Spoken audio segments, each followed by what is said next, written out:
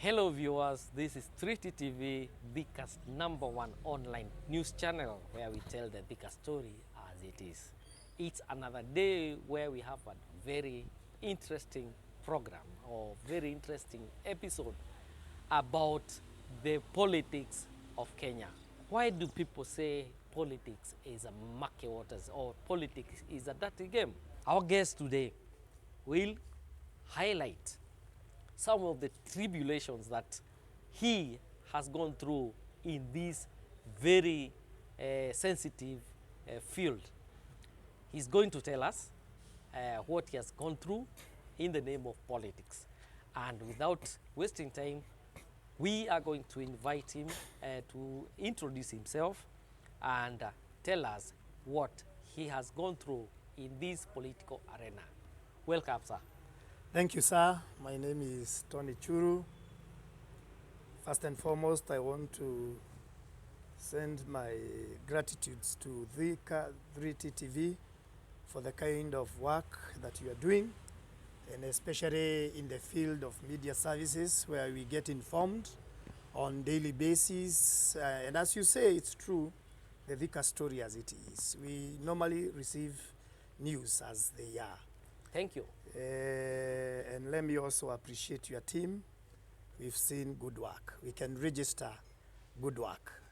Yeah, thank you so much. Yes. Now, introduce yourself. Who is Tony? And I believe that you are vying for a particular seat. First of course, yes. Of course, yes. My name is Tony Churu. That's my trademark. That's my political name. And actually, those are my names. My names are Anthony Kuria Churu. And I come from Starehe Estate.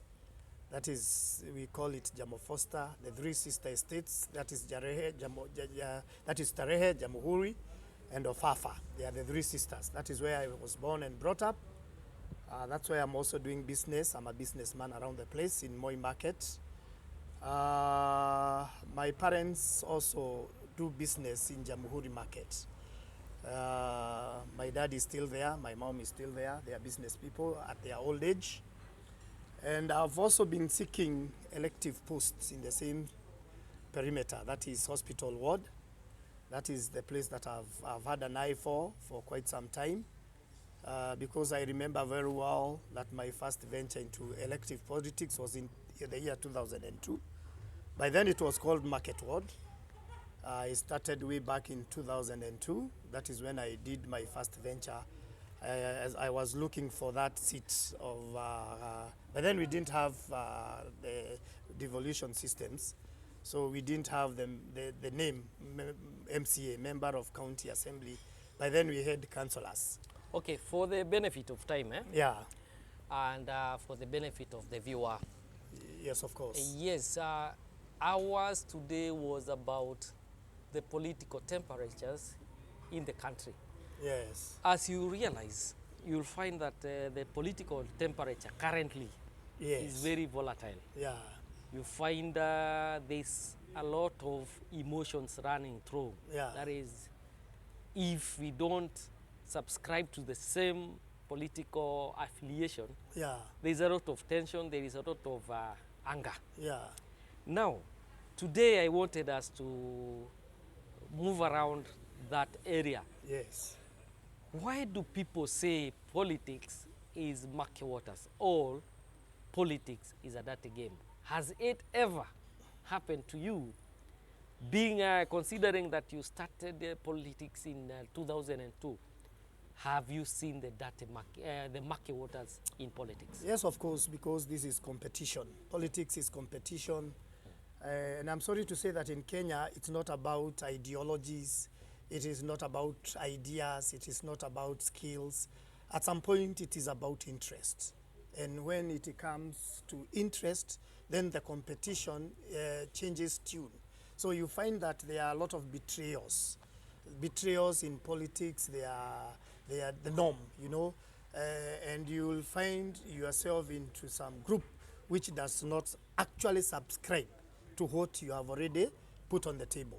So when it comes to that kind of competition, you find that their political moods, their emotions, you see, And actually, let me tell you, Jemu, some of the things that I've observed in my political journey or in my political agenda, adventures, is that money has become a stakeholder in our current political parties, political scenarios, because some people come with money. So when money is brought on stage, and you also want to compete with the same person on skills and ideologies. So you find that there are some emotions which are raised. And at the end of the day, could be the kind of person that people expected to be on stage or to be put into that position does not get that chance. So it's dirty, yes, because the kind of politics that people play during elections, some use violence, some use hooligans, just to make sure that that other person does not make it to being elected. Some even cook propagandas, hate things that they propagate on daily basis, just to make sure that you are irrelevant, you are rendered irrelevant, you don't ascend to your ambitions or desires. Okay, let me also cut you short once again. Now, has it ever happened to you? Of course, Jemu, it has happened. It has happened to me. Now, take us through. Yes, my first venture was very smooth. That was the introduction part of it. I didn't have a lot of hassle. I didn't have a lot of problems with people, but I was earmarked. When I first ventured into politics, that is into elective politics, that is in the year 2002, people didn't expect much from me. But in the manner which that I ventured, in the manner which that I entered into politics with, left some people with some eyebrows. So the most critical part of it was in the year 2007. The year 2000, I had prepared myself very well since 2002 when I lost. I learned 5 years. Yeah, I learned a lot. I made mistakes and I learned through those mistakes. So come 2007, I actually prepared myself. Yes, properly. I was What really happened? packaging myself. What happened? My first identity was in Mukereti when there was this, the stalls were demolished. There was that transition, and I happened to be in the committee, and I had to show people that I can be accountable. So you can imagine the corrupt deals. People want to grab some stalls and all this, and I stood firm. I refused. I didn't even get a single stall from that exercise. I only got what was bestowed for me. But in terms of getting more through corruption means I didn't. And I really fought and stood for those people. And that is when now the authorities saw my capacity and my ability to lead. So they were in fear. They now started to see this guy is going to bring menace. If he's elected by those people and come and join us, we will not be comfortable with our corrupt deals. So that is when I started now receiving fights from those people. I remember one time when this propaganda was cooked that I had beaten another lady whom we were with in the committee. Had beaten her, stolen her 14,000. You remember the Nokia 3310? That the phone, big phone. Yeah, the big phone, which was the button phone. By then it was costing about 7K. No, it was alleged that I had beaten her, stolen her phone, wigs and what. And I found myself locked in the cells. But then it's because I was making sure that those stalls were given to the right people, the right ownership. So, I was taken even to court. I can tell you, Jemu, I went to court with that lady. But by God's grace, I was able to defeat her, because at the end of the day, we were left with her. But he was sponsored by the current system. Let us understand this. Who is this lady? You attacked a lady, or is a fictitious what lady? happened, this was a fictitious thing. We had demonstrated against some corruption deals within Moi Market. Yes. So being their leader, I assembled about 200 to 300 people, and we went to Nairobi. You remember Karisa Maitha by then was the local government minister. Yes. And I managed to get those people, and we went there to complain.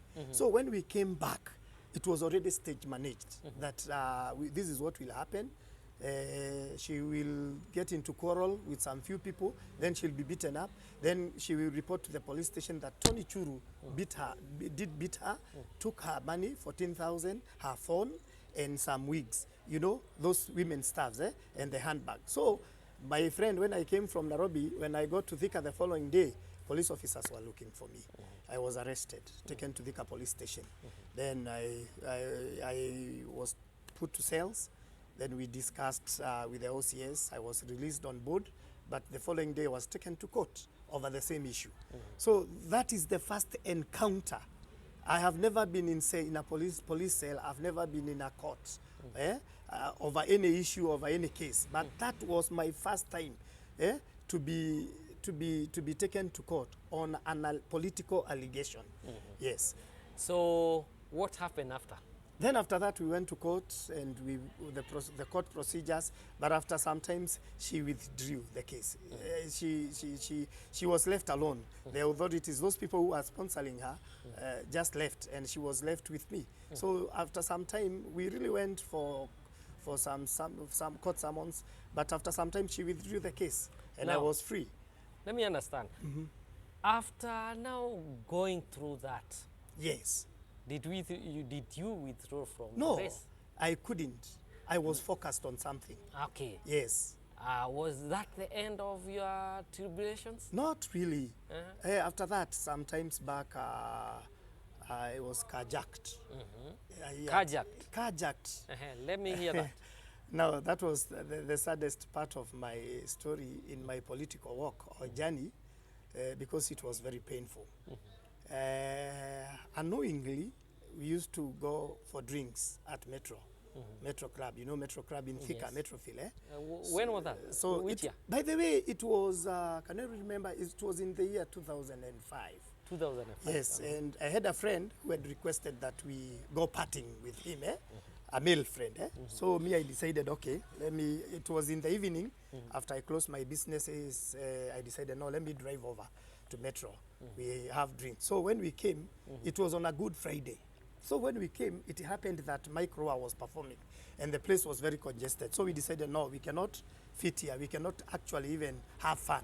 So we decided to switch to Crivers. So me, blindly, I came to Metro, only to be called by that other partner, other friend of mine, that he has relocated to Crivers. So me, by the moment I was making decisions inside my car, this guy came approaching me. He was on sleepers, by the way, and he came on a political mood. He told me, hey, Councillor, hey, we've been supporting you, you are our choice, and this time around we are giving you our vote. So I just humbled to him. Then he made this request that, oh, I have my brother here, the wife is very sick, we've been from hospital, and we cannot actually locate to Wetaithie.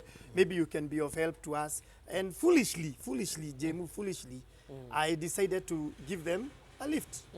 But later on, that is when I was looking at it and thought I could not even have allowed them inside my car. I would have given them 200 or 300 shillings. They sort themselves out.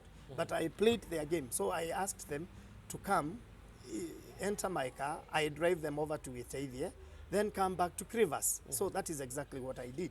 So I opened the back door. They entered my car. My car by then had this pack sound music. It was loud. I love music, so I was alone in the car, so the music was loud. So this guy entered.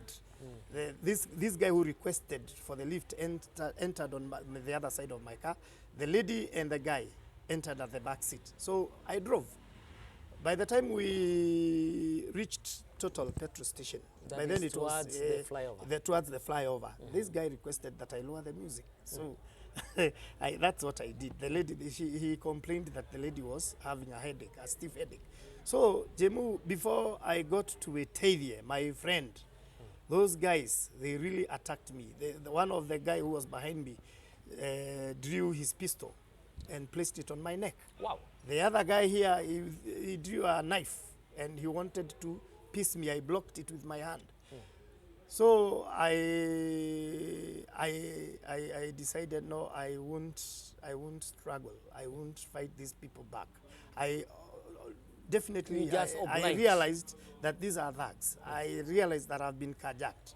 So this guy from behind left I stopped the car. This guy from behind left his seat, came over to the driving seat. I was pushed under the dashboard with a lot of beatings, and he drove off the car. So it was around 10 p.m., heading to 11. So they took me they took me to Etavie. That is when I was removed from this position and taken to the boot, and they drove off. So during the night, I was really beaten. They really beat me up. They took my money, I had money, they were asking for more. But the good part of it is that they told me they were sent. They were sent to kill me. And they showed me money, 100K, they had 100K. And all they were complaining about is that you want to tell us you are the only politician in Thika. You are the only person who knows too much. You know, we are now going to silence you forever. You'll never speak. So after the beatings at around 5 p.m., I want to be very quick because of time. Around 5, that is when they decided that they push the vehicle into the dam. You know that Wetavia dam, when as I was locked into the boot. But by God's grace, the vehicle was left into motion, but with the left wheel, the first drive wheel was locked into a ditch. That is how I was saved from being swallowed by the dam. So the car didn't plunge into the dam? Yeah, it didn't, by God's grace. But they thought their mission was already complete. What time because was they pushed by around, it was around 5 a.m. in the morning. 5 a.m. in the morning. So I was locked in the boots, and I heard there was no movements, no people talking. The place was very silent. Only some birds were whistling. So I decided, no, let me push the back seat with my legs and destroy the clips, the hooks that engage the back seat. So that is exactly what I did. And I realized that there was nobody. I was left alone in the car. But to my surprise, when I peeped through the windscreen, I saw the dam. So I was terrified. I was in awe. I was in total fear. Because the vehicle was hanging in a ditch. So I pushed the back door, it opened. Then I fell out. I was bloody. I was really injured. I was very confused. I didn't know where I was. So I just woke up. I didn't have shoes. No, I only had a trouser. So I started running. I even didn't know which direction, but I wanted just to run. That's when get out of that place. Yeah, get out of that place. And I was scared because I didn't know which direction these people went to. So I was not sure. So I was just running. So this is when I came to a place. I saw a house, knocked the door, the gate vigorously with stone. The response was null. So I decided to pick a stone and throw it on top of the roof. That is when I had a response. This guy came, I introduced myself. My name is Tony Churu from Thika Town. I'm a businessman in Mokiriti, and I do politics. I've been vying for, and then I fainted. So this guy took me to hospital, to police station, then to hospital. I regained my consciousness in hospital. Then I was taken to Thika nursing home. In fact, I stayed there for like 1 month under medication and treatment. That is when I regained strength, then I went back home. Now, was that normal thuggery or just... No, it wasn't normal. related It to was politics? very political, because before these guys carjacked me, one of the councillors, I noticed one of the councillors from afar with his vehicle, and we only lifted our hands in greetings mode. And then that is, I don't know whether he did use that as some way of communication, or communication to those guys for identification, you know. So it was political because we really talked. At some point they even wanted to shoot me, but the lady refused. The lady did ask that they don't shoot me. That is when they went aside and discussed, and they decided on the dam issue, that they dropped me into the dam. So it was merely political. So the dam was to be used as a camouflage. Yes. So that it's assumed you plunged yourself into the dam. I really don't understand. But you see, once you are locked into the vehicle and you are sunk into that dam, it's very hard for people to know. Actually, first and foremost, nobody will know about your whereabouts. But because the car won't come up, you see that dam is very deep, and you are locked inside. I think they wanted me to disappear with the vehicle completely, never to be seen again. That is very sad. Yeah. Now, after that, was there any other political intrigues that you went through? Oh, of course, there are other small issues like your businesses. You see, Jemu, I don't do business in Thika. I do business far. It is because of politics. I owned 2 shops at government quarters, and because of my political temperatures, you can remember it was fenced. That all was put there because of me. I was forced to relocate. And these people thought that I make a lot of money through those shops. And that money is what makes me thrive in politics. So at some point, I remember very well, I did business there without having been denied operating licenses for 2 years. You go to those offices, you ask, you want to pay for the licenses, and then they ask you, where do you do your business, who are you? And then you are denied. You are told, no, we are not issuing licenses for those shops. So, by the way, let me tell you, I survived there without licenses for about 2 years. This is now when they made an ultimate decision to put up a fence. So that is how my businesses were destroyed. At some point, the reinforcement office would be sent, and they would bring up some petty issues like, why are you using the veranda?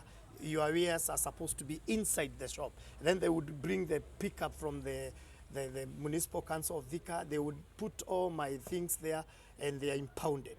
No, now when you go to get those things, you are charged an impounding fee. Then I was harassed, my friend. Okay. That is why I decided to be doing business outside Thika. Since then, I've been doing business in Eldoret, in Kitale, because you are comfortable there. No one has your interest. No one knows you. No one has interest in what you are doing.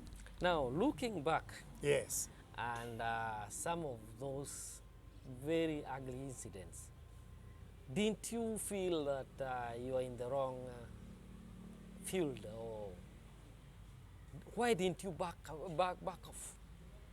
I couldn't back off because I had a burden and a What zeal. burden? I'm one person who's very zealous, and when I get focused on something, I employ all my arsenals and make sure that I get it by whichever means. I have a burden of, I've really wished to be their MCA, hospital ward MCA, because there are some things that I feel I should do, that I can do for those people. And let me tell you, even I can tell you I lost my first family because of politics. Politics is dirty. How? It's dirty. How? My opponent could call my wife through some people and tell them that I'm engaged in a lodging with somebody, with a female, with a lady somewhere, which was not true. And then by that time I had a taxi. So sometimes I'm doing my taxi business. Then the wife is told, no, your husband, don't think that your husband is doing business. No, he's somewhere else. No, now when I go back, I find my wife, she's really, she's what do I say? I'm a fura kufura, you know? So we had conflicts with my first family, and I could not contain at some point. Because you see, even in politics, you lose a lot of money. You do business, but you spend money with people. There are these harambes, people come, bring cards. You are supposed to go to someone's Odhoni. You spend a lot. So at some point, my wife would disagree with me. And I would stay put, No. So I can tell you, politics, it's not a joke. You must have your partner must be strong enough to absorb some shocks. And the challenges are too many to absorb, because they are haters, character assassins, people who think of how they can just dethrone you or make your dream irrelevant. Just like the story of Joseph, you can imagine. And I think I'm another Joseph here. So you are Vikas Joseph. Now, as we wind up, yes, I want you to look at that camera. All right. And advise the young people who are getting themselves into politics. And of course, yes. And who think politics is very smooth and they are going to just get it their way. You are right. Just look at that camera, advise these people. One thing I want to say, if you are zealous, if you carry an ideology, if you have skills and ideas that scare some quarters or some system operatives or some cartels in a certain political formation or a certain political venture, my friend, it won't be that smooth for you. I want to advise these young men. Politics is not an easy thing. It is serious business. And if you are not sure about what you are venturing in, kindly don't do it. So I want to advise these young men. It is not bad. I don't want to discourage anyone. It is not bad to be a leader.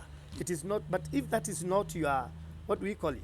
If that is not your calling, if that is not your line, kindly consider doing other viable projects, other viable things. Because in politics, many people have lost their lives. I was, in a twinkling of an eye, I could have lost my life because of politics. But then I soldier on. So I would advise them, Jemu, that if that is not someone's clear path, kindly avoid it. If you feel that it's your calling, then be prepared.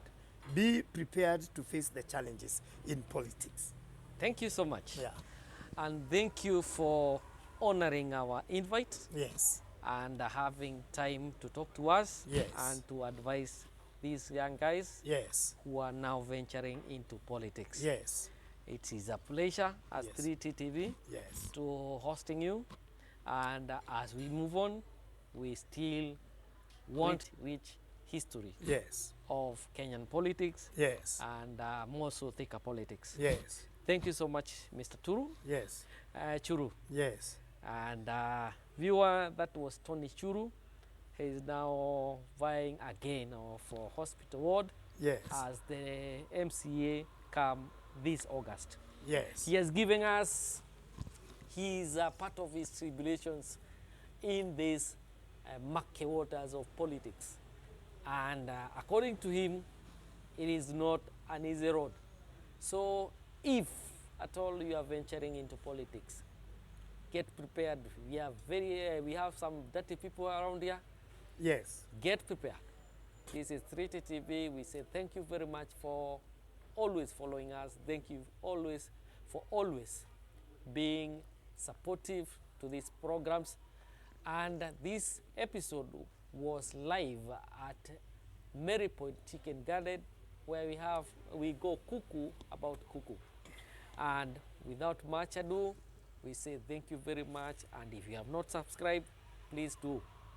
Thank you and God bless you.